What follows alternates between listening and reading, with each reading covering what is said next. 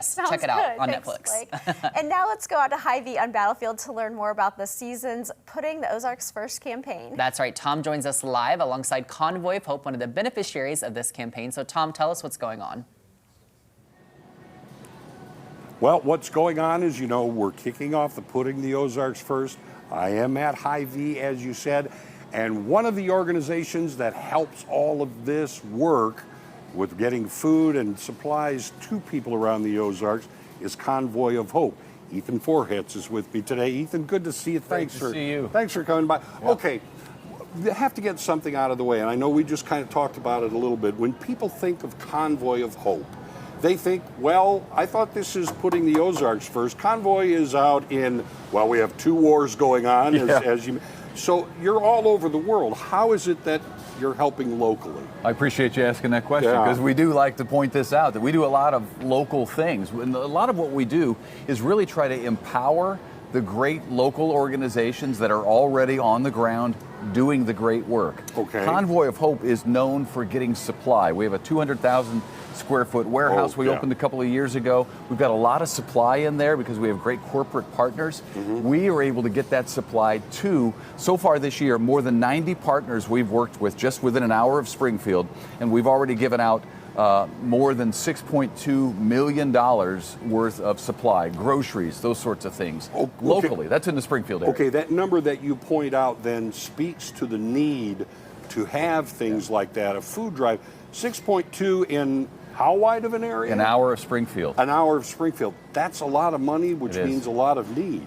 Yeah, we've seen, like everybody has, you've seen the need grow over the years. COVID was a problem. Yes. We gave out more than 200 million meals during COVID. And then since then, we were hoping, everybody was hoping the rebound would happen. Well, now inflation is a problem. It's been just terrible the last 2 years. People are really feeling it when they're at the grocery store, because it's not just the groceries they're buying, but it's the gas, it's everything that they're buying. Everything is more expensive than it used to be. So for people who were already feeling their budget pinched before, now it's even worse. So there are more people in our area who need help. But when you talk about all of those other things, if you don't have food, there's your bedrock. You don't have food, you really don't have much of anything. It's got to start there. And that people need to be able to have the food to supply for their kids, and that they can have to sustain themselves. And then you worry about the other things, getting to work and all of the other things that are important. Now, by doing this, by having, the focus in the Ozarks, but again, worldwide, one doesn't take from the other, does it?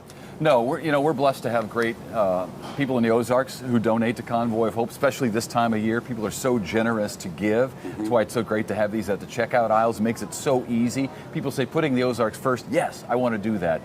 So no, it doesn't take one from the other, because we have the supply to be able, we're blessed to be able to meet needs as we see them arise. It's been a busy year.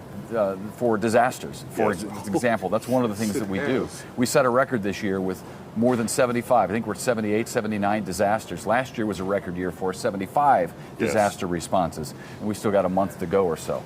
But some of those disasters are things, it passes, you clean it up, and others are continuing. They don't stop. That's exactly right. The wars, hunger in the Ozarks doesn't stop either. That's true. Hunger in the Ozarks is, sadly, as we were talking about, getting worse.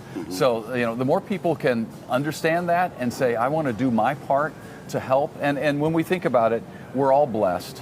There's somebody we know who is less fortunate than us. We have something to give back. That's what Mother Teresa said to our founder before he started the organization. She said, everyone can do something. All right. One thing you could do also, this was just a very short kind of way of explaining what Convoy does. People can go to your website, things like that, if they want to find out a whole lot more about Convoy. Absolutely. We have stories. We have a lot of information about all the different programs we offer in addition to disaster relief and what we do locally. That's at convoyofhope.org. Pretty simple. It's easy. Ethan, great to see you, thank Tom. you so very much. Yeah, so, thank you.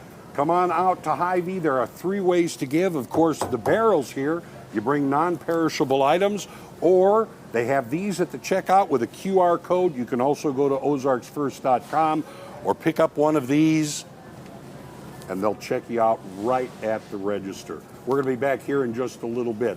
Ethan, again, thank you. Right now, back to you guys. Thank you, Tom.